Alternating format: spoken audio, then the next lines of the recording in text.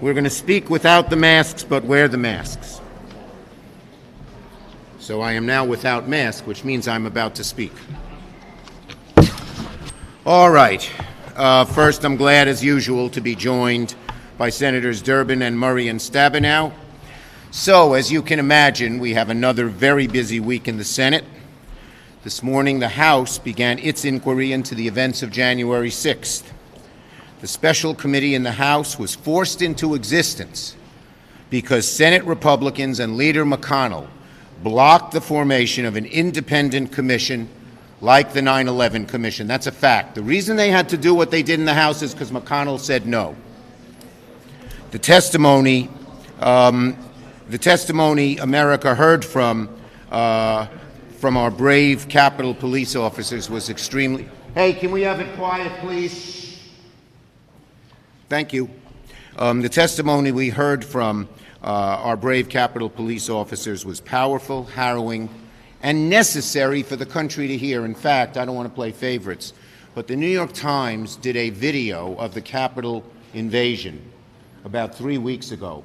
I really commend it. It's 40 minutes. It's no editorializing. It's so powerful. I would urge, how many of you promised to watch it? You're not allowed to do that as journalists? Okay. One.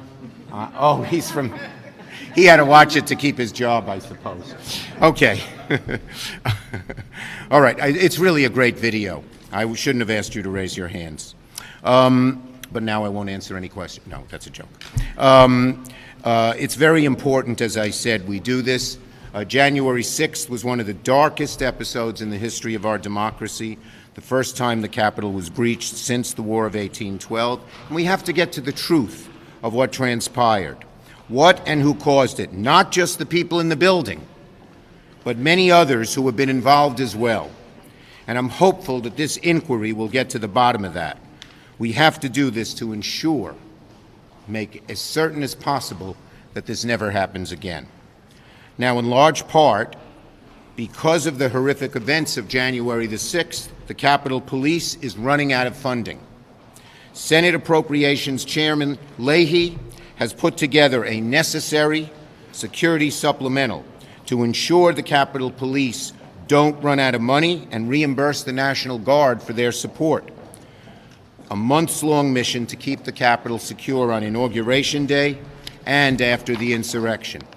We are now seeking a time agreement to put this important legislation on the floor and pass it this week. These brave officers put their lives on the line. They put their lives on the line defending the Capitol and each and every one of us. And they are heroes, plain and simple. And they ought to get the funding they need. There is no reason for Senate Republicans to oppose funding the police and funding the National Guard. Now, briefly on infrastructure. On infrastructure, we're making good progress on both tracks.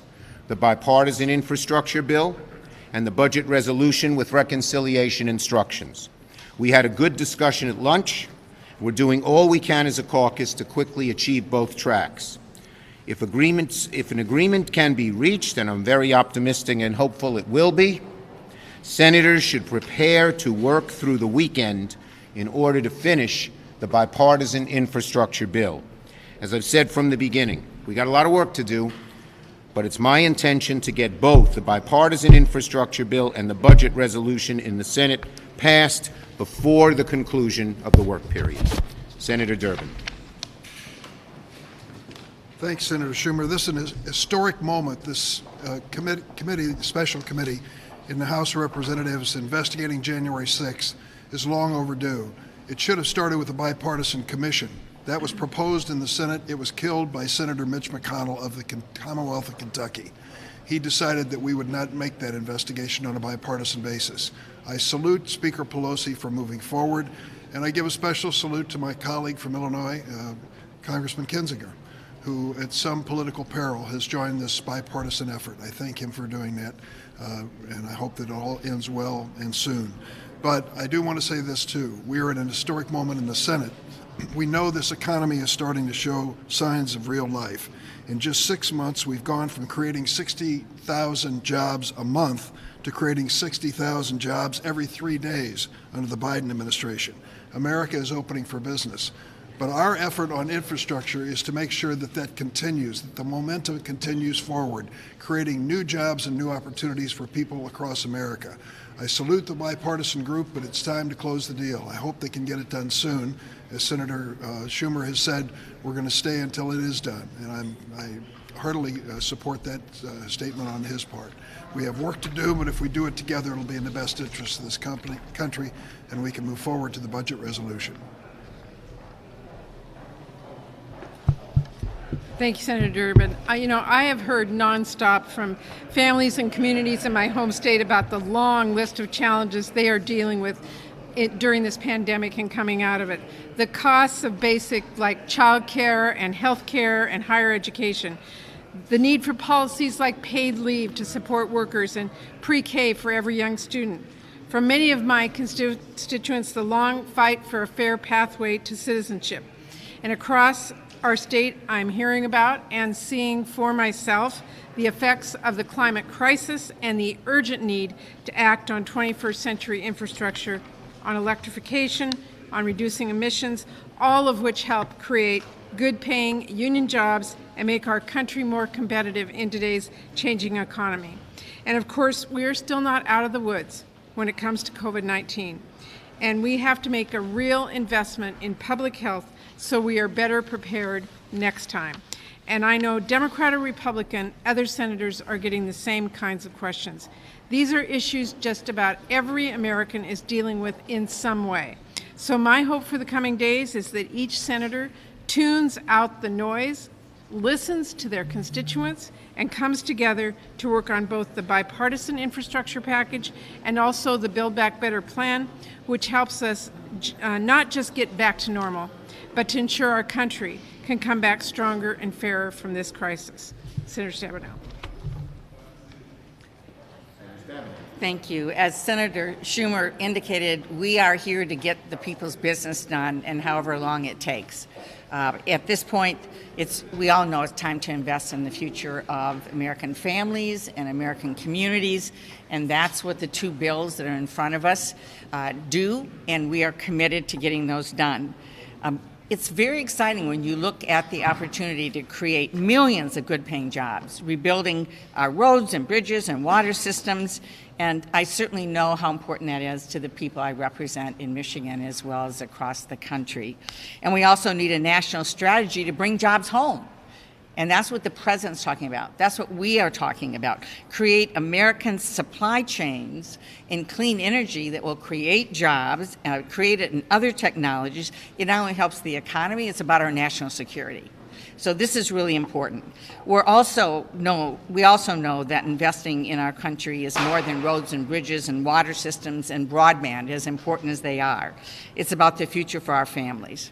So for us, we want to cut taxes for the majority of Americans, working Americans, and make sure the wealthy pay their fair share, period.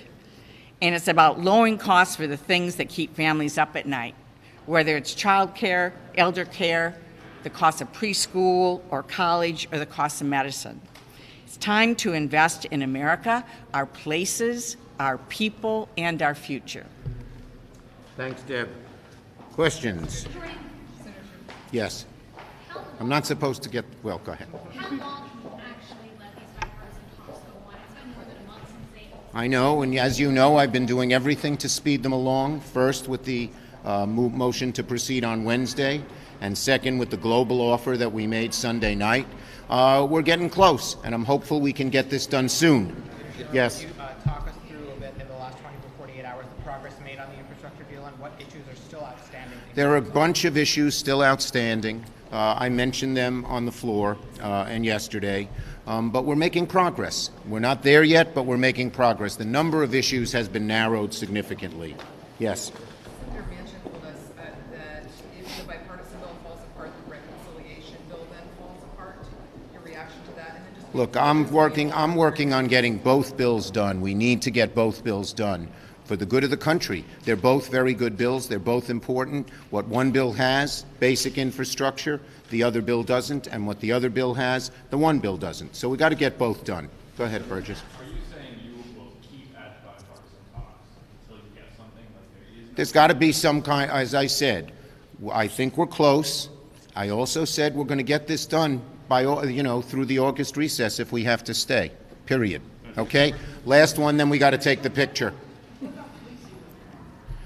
Senator Booker, I had a nice talk with Senator Booker, and he's continuing to work at it, but they're not in an agreement yet. Thank you, everybody. We got to take the picture.